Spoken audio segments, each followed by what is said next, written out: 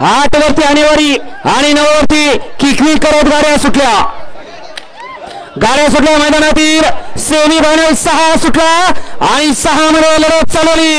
जिगरबाज बैल आणि त्यावरती बसणारा मर्दानी जॉकीचा खेळ काही घडू शकतं 3 गाड्यांमध्ये अटी आली तटीची लढत अतिशय सुंदर तिघांच्यात लढत झाली बोट कुणी वर करू नका अजून निकाल दिलेला नाही